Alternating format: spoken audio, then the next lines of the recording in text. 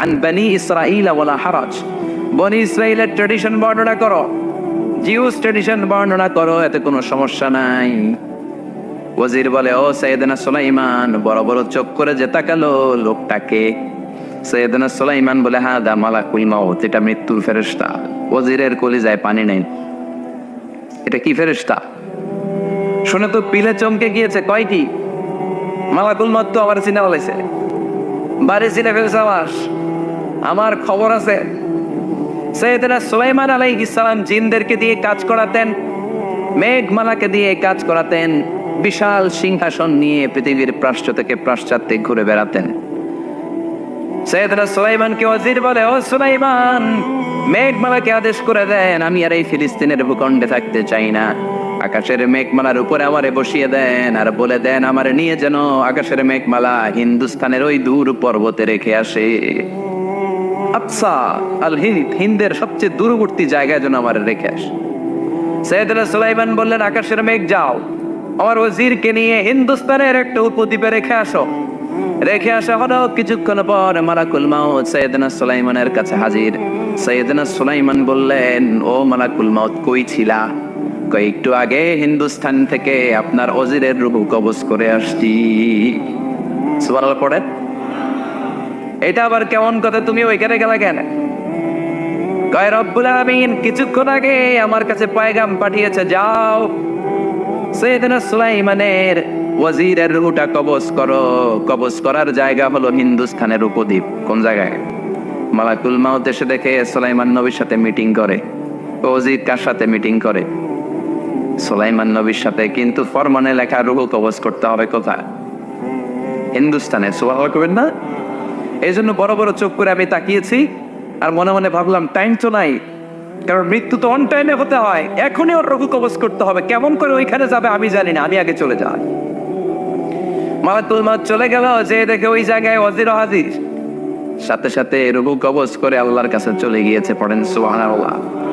এই জন্য আল্লাহ বললেন, মালাকুল মাউত আমি নির্ধারণ করে দিয়েছি, পৃথিবীর প্রতিটি মানুষ মালাকুল মাউতকে দেখবে, চাক্ষুষ দেখবে, ভালো হলেও দেখবে, খারাপ হলেও দেখবে। কার কথা?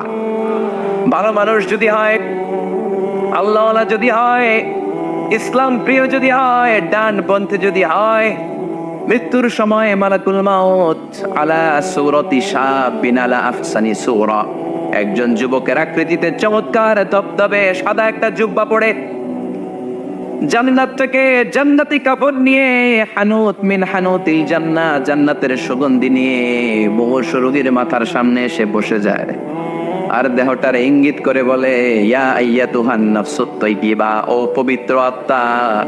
আরেক বর্ণনায় এসেছে, ইয়া আইয়াতুহান নাফসুল মুতমাইন্না, ও প্রশান্ত আত্মা, উখরুজি ইলা মাগফিরাতিম মিনাল্লাহ, আল্লাহর ক্ষমার দিকে বের হয়ে আসো। উখরুজি ইলা মাগফিরাতিম মিনাল্লাহি ওয়া রিদওয়ান, আল্লাহর ক্ষমার সন্তুষ্টির দিকে রূহটা বের হয়ে আসো। স্মুথলি বলার সাথে সাথে মুমিনের দেহ থেকে রূহটা বের হয়ে আজরাইলের হাতে চলে যায়। স্মুথলি বলার সাথে সাথে স্বাচ্ছন্দ্যে, আনন্দে মুমিনের দেহ থেকে রূহটা সা করে বের হয়ে মালাকুল মাউতের হাতে এসে পড়ে। পড়েন সুবহানাল্লাহ। আল্লাহ এমন মৃত্যু তুমি আমাদের নসিবে রেখে দিও, চিৎকার করে পড়েন আমিন। আর যারা ইসলাম মানে নাই, আর যারা কোরআন মানে নাই, আর যারা দিন কায়েমের আন্দোলন করে নাই, দিনকে ভালোবাসে নাই, বাম আর রামপন্থী ছিল, নাস্তিক ছিল, ইসলাম বিরোধী ছিল, তাদের কাছেও মালাকুল মাউত আসে কি আসে না? চিল্লায় বলে না, আসে কি আসে না?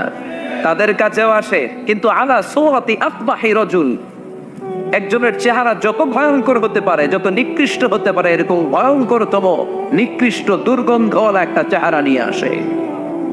রিজলাহু ফিল আরদ, পা থাকে জমিনে, রাসুহু ফিস সামা, হাদিসের বর্ণনা, পা দুইটা জমিনে, মাথা আকাশে। এসে দমক দিয়ে জালিমের মাথার সামনে এসে বলে, ইয়া আইয়াতুহান নাফসুল খাবিসা, হে পাপাত্তা, হে অপবিত্র আত্মা, উখরুজি ইলা সাখাতিল্লাহি ওয়া গাদাবিহি, আল্লাহর রাগের দিকে, আল্লাহর অসন্তুষ্টির দিকে বের হয়ে আয়। মালাকুল মাউতের এই অর্ডার পাওয়ার সাথে সাথে রূহটা কিন্তু বের হয় না। মুমিনের রূহকে ডাক দিলে যেমনি স্মুথলি বের হয়, কাফিরের রূহ এভাবে বের হয় নাই।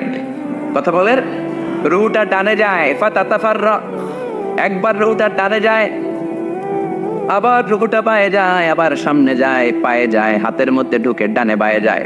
মালাকুল মাউত আবার ধমক দিয়ে বলে, ইয়া আইয়াতুহান নাফসুল খাবিসা, পাপাত্তা বের হয়ে আয়। রুটা আবার ডানে যায়, বায়ে যায়, সামনে যায়, পেছনে যায়। এবার খপাস করে মালাকুল মাউত রুহুকে ধরে টান মারে। সারা দেহটা থেকে প্রাণ রস সিক্ত করতে করতে দেহ থেকে রুহুটাকে টেনে হিচড়ে বের করে আনে। আর মুমূর্ষু রোগীটা চিৎকার মারতে থাকে, পড়েন না আউযুবিল্লাহ।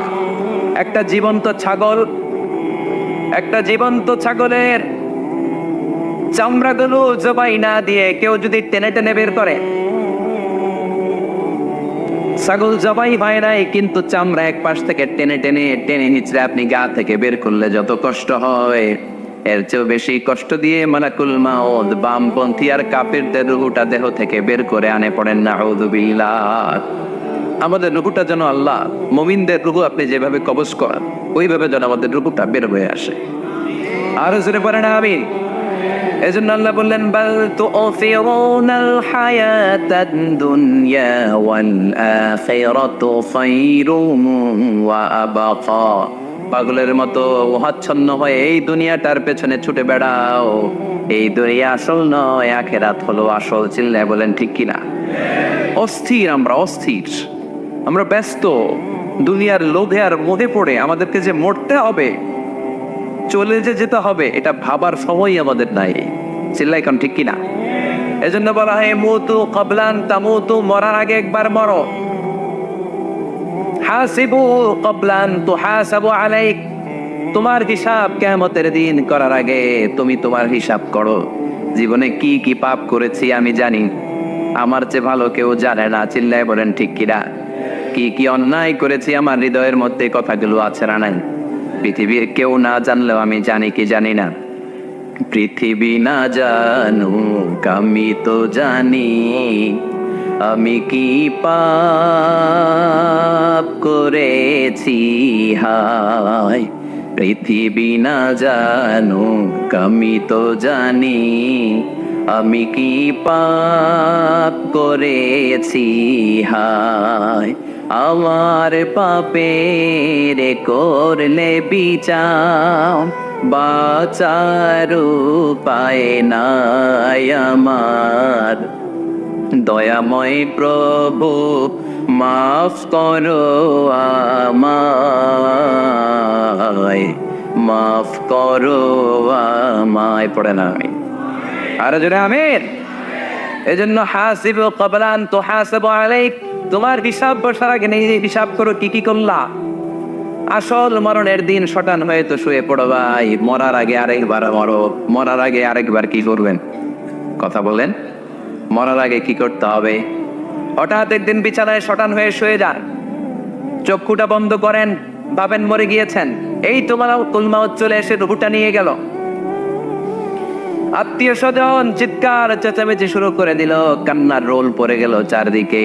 মাইকের মধ্য দিয়ে, মসজিদের মাইকে অ্যানাউন্স হয়, অমুক এলাকার নিবাসী অমুক ভাই আমাদের মধ্যে দুনিয়ায় নাই, তার জানাজা হবে আজকে এশার নামাজের পর। সবাই এসে রুহের মাগফিরাত করে, সবাই আপনারে দেখতে আসবে, কেঁদে কেঁদে লোকজন আপনারে কবর দিতে আসবে। চিল্লায় বলেন ঠিক কিনা?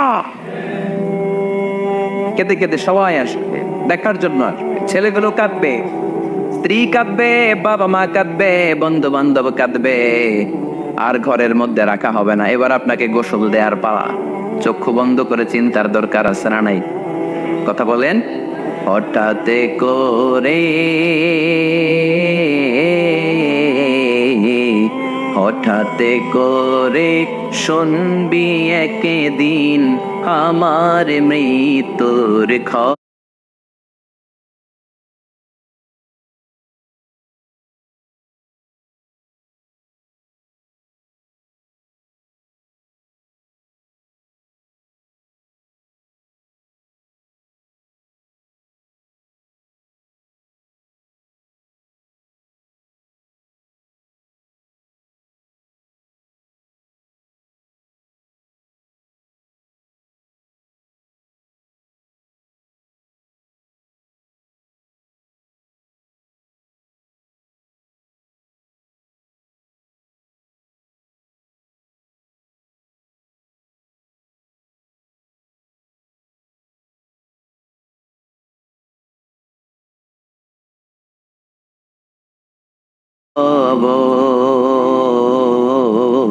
কেদে কেদে আসবে সবাই দিতে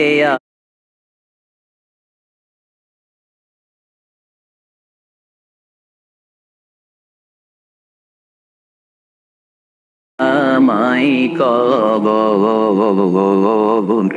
দিতে আমায় কবর।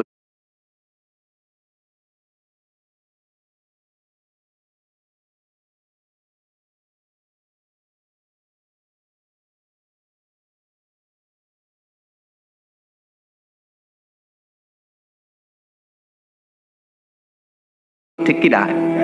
একটু চোখটা বন্ধ করে ভাবেন, আপনাকে গোসল দেওয়া হবে, জামাগুলো পরা হবে, এত টাকা দিয়ে যে দামি গোসলখানা টাইলস লাগিয়ে ঘরে বানালেন, আপনার শেষ গোসলটা কি ওই দামি গোসলখানায় হবে? লাশ যেখানে দোয়া হয় ওই জায়গায় দোয়া হবে, আপনাকে কাফন পরানো হবে, আপনার কলিজার টুকরা ছোট বাচ্চাটারে বলা হবে আব্বু দেখে যাও তোমার বাবারে শেষবারের মতো দেখো। আপনার বাবা মা শেষবারের মতো একটা নজর দিয়ে আপনার চেহারাটা দেখে নিবে, বন্ধু বান্ধবরা শেষবারের মতো একবার আপনারে দেখে নিবে, জানাজার জায়গায় নেওয়া হবে। হবে না এই ঘটনাটা আমাদের? হ্যাঁ, হবে কি না? হাজার হাজার মানুষ শেষ বিদায় দেওয়ার জন্য আসবে। চারটা তাকবীর দিয়ে ইমাম নামাজ শুরু করবে, আল্লাহু আকবার, আল্লাহু আকবার, আল্লাহু আকবার, আল্লাহু আকবার বলে নামাজ শুরু করবে। নামাজ শেষ, এবার পালকিতে করে কবরে যাওয়ার পালা। আহা, যেতেই হবে, যেতেই হবে। পালকিতে করে লোকজন নিতে শুরু করবে। কবরস্থানের ওই জায়গায় যেখানে মানুষ বছরে মানুষ না মরলে যায় না, ওই গহীন নিঝুম কবরস্থানে ঢুকানো হবে। পালঙ্ক থেকে নামিয়ে আপনার জন্য করে রাখা আগ থেকে কবরটার মধ্যে শুইয়ে দেয়া হয়। উপরে বাঁশ দিয়ে ছাউনি, শেষবারের মতো সবাই দেখে বাঁশের ছাউনির উপরে মাটি চাপা দিবে। ঠিক কিনা? চলে যাবে সব, কেউ নাই, অন্ধকার, শুধু অন্ধকার। এই অন্ধকার যেন শেষ হতে চায়। এই ঘটনা ঘটবে না আমাদের? কথা বলে ঘটবে কিনা? এজন্য মরার আগে এগুলো চিন্তার দরকার আছে না নাই? মরার আগে আরেকবার মরার দরকার আছে না নাই? এজন্য রব্বুল আলামিন বলেন, বাল তুসিরুনাল হায়াতাদ দুনিয়া ওয়াল আখিরাতু খায়রুন ওয়া আবকা। এই দুনিয়ার জীবনটাকে তোমরা আসল জীবন মনে করো, এটা আসল জীবন নয়। আসল জীবন হলো কবরের জীবন। চিল্লায় বলেন ঠিক কি না? আল্লাহ তোমার এই দুনিয়ায়, আল্লাহ তোমার এই দুনিয়ায় কেউ আসে কেউ চলে যায়, তবু তোমার ভয়ে কারো কাঁদে না হৃদয়। এই দুনিয়াতে আমার বদলে গেল মন, চারিদিকে দেখি শুধু সুখেরই স্বপন।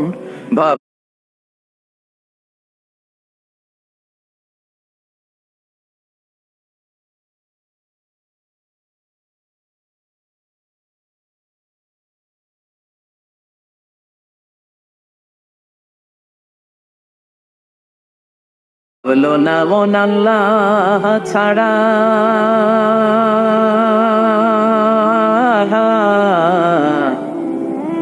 ভাবলো না মন আল্লাহ ছাড়া নেই কোনো উপায়, তবু তোমার ভয়ে কারো কাঁদে না হৃদয়। ঠিক কিনা? আসে আর চলে যায়। প্রতিদিন মাইকে অ্যানাউন্স শুনি, অমুক এলাকার অমুক লোক নাই, দাদা গেল, বাবা গেল, বড় ভাই গেল, আত্মীয় স্বজন গেল, আমাকেও যেতে হবে, এই চিন্তা মাথায় নাই। চিল্লা এখন ঠিক কিনা?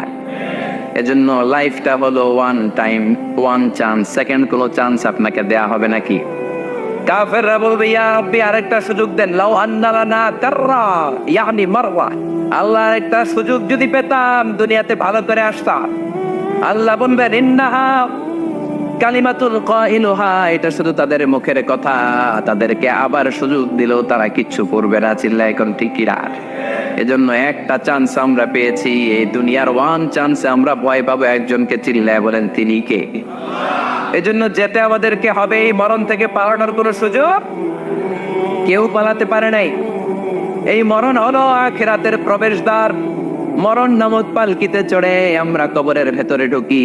মরণ হলো প্রথম পর্ব, কবর হলো দ্বিতীয় পর্ব। যেরকম ঠিক কিনা? এজন্য বিশ্বনবী বললেন আল কবর রাউদাতুম মিন রিয়াদিল জান্নাহ ওয়া হুফরাতুম মিন হুফারিন নার। কবর হলো কারো জন্য জান্নাতের বাগান, কারো জন্য জাহান্নামের গর্ত। আমরা বলি আল্লাহ আমাদের কবরটারে জান্নাতের বাগান বানাও। আর জোরে পড়েন আমিন। আবার বিশ্বনবী বললেন ইন্নাল কবরা আউয়াল মানজিল মিন মানাজিলিল আখিরা। কবর হলো আখিরাতের মানজিল গুলার প্রথম মানজিল। আখিরাতে একটার পর একটা অনেকগুলো স্টেশন আপনাকে পার হতে হবে। প্রথম স্টেশনটার নাম হলো কবর। প্রথম স্টেশনের নাম কি? এই কবর নামক স্টেশনে যদি আপনি মাফ পেয়ে যান, সামনের সব স্টেশন গুলোতে মাফের ব্যবস্থা করবে কে? আল্লাহ। আর কবর নামক স্টেশনে যদি ধরা খেয়ে যান, আপনার মায়ের আসারা নেই। লাশটাকে যখন রাখা হয়, লাশটা চিনে কে আমারে রাখলো, কে আমাকে তৌত করলো, কে আমারে কাফন পড়ালো। এজন্য বিষ্ণুই বলেছেন মৌর্ষের সামনে বসে বসে পড়ো লা ইলাহা ইল্লাল্লাহু মুহাম্মাদুর রাসূলুল্লাহ নাফতিনু মাউতাকুম। লা ইলাহা ইল্লাল্লাহ, মৌর্ষের সামনে দাঁড়িয়ে দাঁড়িয়ে পড়ো লা ইলাহা ইল্লাল্লাহ। এই লা ইলাহা হচ্ছে জীবিতদের জন্য কালিমা, আর আমরা মরার পরে এই জিকির করি। ঠিকই না? আমাদের দেশের অনেক জায়গায় লাশ নিয়ে কবরে যাওয়ার সময় লা ইলাহা পড়ে না। না, এটা আগের জিকির, মরার আগের জিকির। মরার আগে আপনাকে অ্যানাউন্সমেন্ট দিতে হবে আল্লাহ ছাড়া কোনো ইলাহ নাই, বিশ্বনবী হচ্ছেন শেষ নবী এবং রাসূল। চিল্লায় বলেন ঠিক কি না? লাশটাকে যখন রেখে দেয়া হয়, বিশ্বনবী যত মানুষকে কবরে রেখেছেন তারপরে দাঁড়িয়েছেন আর বলেছেন ইস্তাগফিরু লিআখিকুম, তোমার ভাইদের জন্য তোমরা দোয়া করো। ফাইন্নাহু আনা ইউসাল, এখনই তাকে কবরে সওয়াল করা হবে। কবরে প্রশ্ন আসছে না নাই? কথা বলেন। বিশ্বনবী খাদিজাতুল কুবরা, ওনার প্রথম স্ত্রী খাদিজাতুল কুবরা তাহেরাকে কবরের মধ্যে রেখে দিয়ে কাঁদতে শুরু করলেন। চোখের পানি ছেড়ে অনেক দোয়া করলেন। দোয়া শেষে সব সাহাবারা ঘরে ফিরে যায়, বিশ্বনবী যায় না। সাইয়েদনা আবু বকর বললেন ও নবী চলেন ঘরে যাই। অনেক তো দোয়া করলেন। বিশ্বনবী বললেন আবু বকর তুমি যাও, আমি যাব না। এইটা সাধারণ মহিলা না, এটা বিপদের দিনের সঙ্গিনী খাদিজা। মক্কায় যখন আমার কেউ ছিল না, খাদিজা আমারে ভুলে নাই। 3 বছর কাফিররা আমাকে জেলখানায় বন্দি রেখেছে, নাম শিয়াবে আবি তালেবের জেলখানা। আমার স্ত্রী ওই জেলখানার জীবনেও আমারে ছাড়ে নাই। আমার সাথে 3 বছর খাদিজাও জেল খেটেছে। একটাই মহিলা, যেই মহিলাকে আল্লাহ আরশের উপর থেকে সালাম দিয়েছে, মহিলাটার নাম খাদিজা। আল্লাহু আকবার। আমার সব সন্তান আল্লাহ খাদিজার পেট থেকে দিয়েছে। ফাতেমাতুজ জোহরা খাদিজার মেয়ে, জাইনাব খাদিজার মেয়ে, উম্মে কুলসুম খাদিজার মেয়ে, রুকাইয়া খাদিজার মেয়ে, আবুল কাসেম বিশ্বনবীর ছেলে খাদিজার ছেলে, আব্দুল্লাহ যাকে তাইয়্যিব এবং তাহের নামে আমরা চিনি, সেও খাদিজার ছেলে। সুবহানাল্লাহ। ও আবু বকর, আমার এই কলিজার টুকরা প্রিয়তমা খাদিজারে রেখে দিয়ে কেমনে বাসায় যায়? তুমি যাও, আমি দাঁড়িয়ে থাকবো। এখনই মুনকার নাকির এসে খাদিজারে প্রশ্ন করবে, আমি দেখবো খাদিজা উত্তর দিতে পারে কিনা। আর প্রশ্নের উত্তর যদি ভুল করে ফেলে, কবরের উপর থেকে আমি নিজে প্রশ্নের উত্তর দিয়ে দেব। সাইয়েদনা জিবরাইল বললেন নবী আপনারা দাঁড়িয়ে থাকার দরকার নাই, আবু বকরের সাথে করে চলে যান। আল্লাহ জানিয়ে দিয়েছে খাদিজার কবরের প্রশ্নে যদি কোনো সমস্যা হয়, আরশের উপর থেকে খাদিজার প্রশ্নের জবাব আল্লাহ নিজে দিয়ে দিবে। এজন্য কবরের আযাব থেকে বিশ্বনবী পানাহ চেয়েছেন। বিশ্বনবী বলেছেন আল্লাহুম্মা ইন্না নাউযু বিকা মিন আযাবিল কবর। ও আল্লাহ, কবরের আযাব থেকে তুমি আমাদেরকে বাঁচাও। পড়েন আমিন। কবরে মুমিনদেরকে 4টা প্রশ্ন করা হবে, কাফিরদেরকে 3টা প্রশ্ন। চিৎকার করে বলেন মুমিনের প্রশ্ন কয়টা? আর জোরে বলেন। প্রথম প্রশ্ন মার রব্বুক, তোর রবের নাম কি? আমরা কি বলবো? আল্লাহ আমারে রব, এই রবই আমার সব। দমে দমে তনু মনে তারি অনুভব, আল্লাহ আমার রব, এই রবি আমার সব। পড়েন আমি। দ্বিতীয় প্রশ্ন, আমার দিন, উত্তর দিনের নাম কি, ধর্মের নাম কি? তৃতীয় প্রশ্ন, মান হাযার রাজুল, এই লোকটাকে কে? আমরা বলবো মুহাম্মদ সাল্লাল্লাহু। তিনটা প্রশ্নের উত্তর যখন আপনি কবরে করে দিতে পারবেন, অতিরিক্ত একটা প্রশ্ন, ওয়ামা ইলমুক, এই যে তিনটা প্রশ্নের উত্তর পাল্লা, কেমন করে উত্তর জানলা? কোত্থেকে শিখেছ? নকল করে আনছো কাফনের কাপড়ে? পরীক্ষায় বলে নকল আছে না নাই? হাতে নকল আছে না? পায়ে নকল, মোজার ভিতরে নকল আছে না নাই? মোবাইলে নকল আছে না নাই?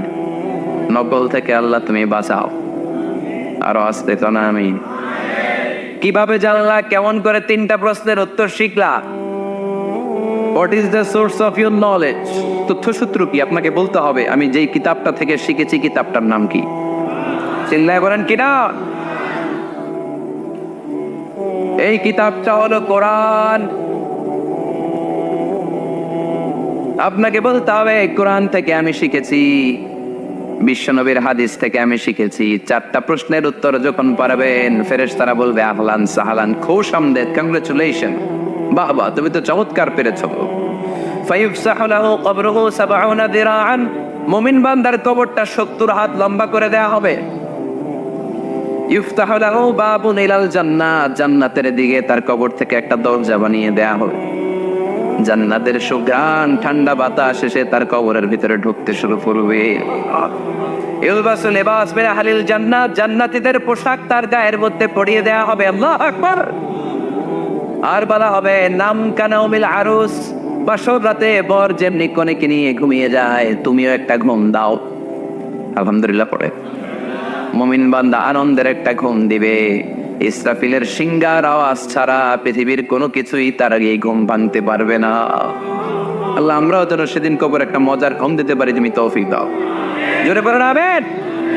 এবার বামপন্থী নাস্তিক আর কাফেরদের পালা, ইসলাম বিদ্বেষীদের পালা, আলে ওলামাদের শত্রুদের পালা, ইসলামকে যারা বিজয়ী শক্তি হিসেবে মানতে পারে নাই তাদের পালা। চিল্লায় এখন ঠিক কিনা? ওদেরকে একই প্রশ্ন, রব কি? ওরা বলবে আমি জানি না। আমাদের উত্তর আল্লাহ। ওরা বলবে আমি কিচ্ছু জানি না, আমি সব ভুলে গেছি, আমার মাফ করে দেন, আমি কিছুই জানি না।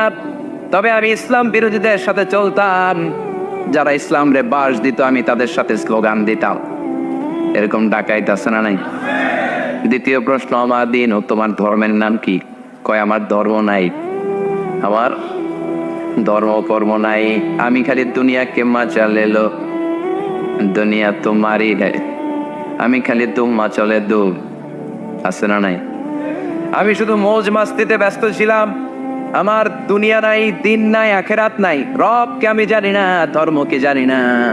ইসলাম বিরোধী রাজনীতি আমি করতাম, মাও সেতুলের রাজনীতি, কার্ল মার্কসের রাজনীতি, বুশের রাজনীতি, ডোনাল্ড ট্রাম্পের রাজনীতি, বামপন্থীদের রাজনীতি। চিল্লায় কল ঠিক কিনা? কোনো ধর্ম নাই। এই লোকটাকে চিনো কিনা বলো। বিশ্বনবীর চেহারা দেখিয়ে বলা হবে এই লোকটাকে, কয় জানি না। এরে আমি মানতাম না, এরে আমি গালি দিতাম। এরকম জাহান্নামের নরকীট আর পিতৃ পরিচয়হীন জাওয়াত সন্তান বাংলার দেশেও আছে না নাই? এই মহামানবটাকে গালি দিয়ে পৈশাচিক আনন্দ পায়। পত্রিকায় লিখে, ব্লগের মধ্যে লিখে, ইন্টারনেটে কার্টুন বানিয়ে বানিয়ে পৈশাচিক ফুর্তি করে। এগুলো জাহান্নামের কীট, এগুলো জারদ সন্তান, বাপ মায়ের ঠিক নাই। চিল্লা এখন ঠিক কিনা? আমার নবীরে যারা গালি দেয় এগুলোর বাপ মায়ের ঠিক আছে? এগুলোর কোনো গোড়া আছে? এগুলোর কোনো শেকড় আছে? এগুলো আগাছা চিৎকার করে বলো ঠিক কিনা? বলবে আমি জানি না।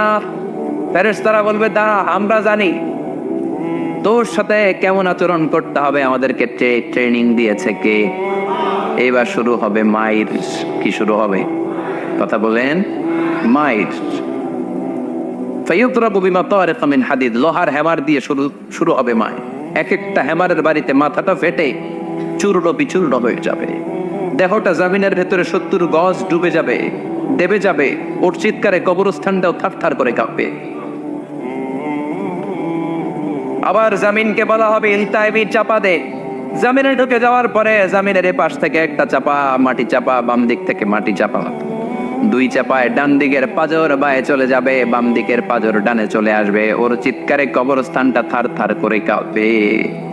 আল্লাহ, এই ধরনের পরিস্থিতি থেকে তুমি আমাদেরকে বাঁচাও। আরো চিৎকার করে পরে বলে না আমি। আজকের আলোচনার পরেও কি আমাদের টনক নড়বে না? আজকের এই কথাগুলোর পরেও কি মৃত্যু নিয়ে আমরা ভাববো না? আজকের আলোচনার পরেও কি আমার হিসাব শুরু হওয়ার আগে আমি একটু নিজের হিসাব কষে নিব না? আল্লাহ আমাদের সবাই। অনেকেই তাদের জীবন নিয়ে হতাশ, তাদের লাইফ নিয়ে, ক্যারিয়ার নিয়ে হতাশ, খুশি না, সুখী না, খালি অভিযোগ। খালি কি কথা বলেন? অনেক অভিযোগ। আল্লাহ আমার এটা দিল না রে, ওইটা দিল না রে, জীবনে এটা পাইলাম না, ওইটা পাইলাম না, এই হইল না, ওই হইল। এই অভিযোগ করতে করতে একদিন সে মাটির কবরে ঢুকে যাবে। কথা বলেন? এজন্য বিষ্ণু বলেছেন, অঙ্গুর মানহুয়া আসফালা মিনকা, তোমার চেয়ে দুর্বল অবস্থায় যে আছে তার দিকে একটু তাকাও, তাইলে দেখবা শুকরিয়া করতে মন যাবে। কিন্তু ওয়ালা তানদুর মানহুয়া আ'লা মিনকা, তোমার চেয়ে ভালো অবস্থানে যে আছে ওদিকে তাকিও না। যে দুর্বল খারাপ অবস্থানে আছে ওইদিকে একটু তাকাও। ওইদিকে তাকালে কপাল ঘষে ঘষে আল্লাহর সেজদা দিতে মন চাইবে। ঠিক কিনা? কারণ আপনি যে অবস্থানে থেকে অসুখী আর অভিযোগ করছেন, অনেকে এই অবস্থানে আসার জন্য চেষ্টা প্রচেষ্টার সংগ্রাম করে যাচ্ছে। অনেকের জীবনে এই জায়গাটাতে আসা এবং পৌঁছা একটা স্বপ্নের ব্যাপার। তারা স্বপ্ন দেখে এই জায়গাটাতে আসতে, যে জায়গায় আপনি বসে আফসোস করতেছেন। এজন্য যে অবস্থায় থাকি না কেন আমরা শুকরিয়া করবো একজনের, তিনি কে? সুস্থতা অসুস্থতা দুটোই আল্লাহর নেয়ামত। মানুষ যখন অসুস্থ হয় তখন মানুষ টের পায় যে সুস্থতাটা কত দামি ছিল। কথা বলে? এজন্য বিশ্বনবী বলতেন, ইগতানিম খামসান কাবলা খামসিন, 5 জিনিস আসার আগে 5টা জিনিসকে দাম দিতে শিখো। সিহহাতাকা কাবলা মারাদিক, তোমার রোগ আসার আগে সুস্থতার দাম দিতে শিখো। হায়াতাকা কাবলা মাউতিক, মৃত্যু আসার আগে জীবনের দাম দিতে শেখো। ফারাগাকা কাবলা শুগলিক, ব্যস্ত হওয়ার আগে অবসর সময়টাকে মূল্যায়ন করতে শিখো। তারপরে গানাকা কাবলা ফাকরিক, দারিদ্রতা আসার আগে ধনাঢ্যতার মূল্যায়ন করতে শিখো। আমরা অনেক সময় অনেক প্রিভিলেজ অপরচুনিটি আমরা পাই, কিন্তু এটাকে মূল্যায়ন করতে জানি না। এরকম আছে না? নাই? আজকে আমরা এমন একটা সূরা থেকে কথা শুনবো যে সূরাটা সবার মুখস্থ। মুখস্থ আছে না? সূরাটার নাম শুধু 2-3 জন জান। সবাই বলেন, আরো জোরে বলেন সূরার নাম। সূরাতুল ফাতিহা। ফাতাহা ইয়াফতাহু মানে টু ওপেন, খোলা। ফাতাহা মানে কি? খোলা, টু ওপেন। যেহেতু এই সূরা দিয়ে আল্লাহ কোরআন খুলেছে, যেহেতু এই সূরা দিয়ে আল্লাহ তাআলা কোরআন খুলেছে, এজন্য এই সূরার নাম সূরাতুল ফাতিহা। ইন্ট্রোডাক্টরি সূরা, এটাকে বলা হয় প্রিফেস অফ দ্য বুক, কোরআনের ভূমিকা। পুরো কোরআনে আল্লাহ যা বলেছে এটা সংক্ষেপে এই সূরার 7 আয়াতে বলে দিয়েছে। আবার এই 7 আয়াতে আল্লাহ যা বলেছে এটা ব্যাখ্যা করলে পুরো কোরআন হয়ে যায়। এই সূরাটা সবার মুখস্থ আছে না? এটা এমন সূরা, এই সূরা ছাড়া নামাজ হয় না। হয়? আপনাদের এলাকার ইমাম সাহেব যদি সূরা ফাতিহা ছাড়া নামাজ পড়ায় হবে? বাইতুল মুকাররমের ইমাম পড়ালে হবে? তাও হবে না। কাবা ঘরের ইমাম বুঝে শোনা কোয়েন শাইখ আব্দুর রহমান as-সুদাইস, উনি কাবা ঘরের সামনে দাঁড়িয়ে সূরা ফাতিহা ছাড়া যদি নামাজ পড়ায় হবে না? বিশ্বনবী নিজেও যদি পড়ায়, কারণ বিশ্বনবী নিজেই বলেছেন, লা সালাতা লিমান লাম ইয়াকরা বিফাতিহাতিল কিতাব, আল্লাহর এই ভূমিকা সূরা দিয়ে যে নামাজের শুরু না করে তার নামাজ হবে না। আবার এই সূরার আরেক নাম দোয়া, দ্য সূরা অফ সাপ্লিকেশন, দোয়ার সূরা। কেমন করে আল্লাহর কাছে চাইবেন, দোয়া করবেন, প্রার্থনার হাতটা বাড়িয়ে দিবেন আর ফরিয়াদ করবেন। এই সূরায় আছে না? নাই?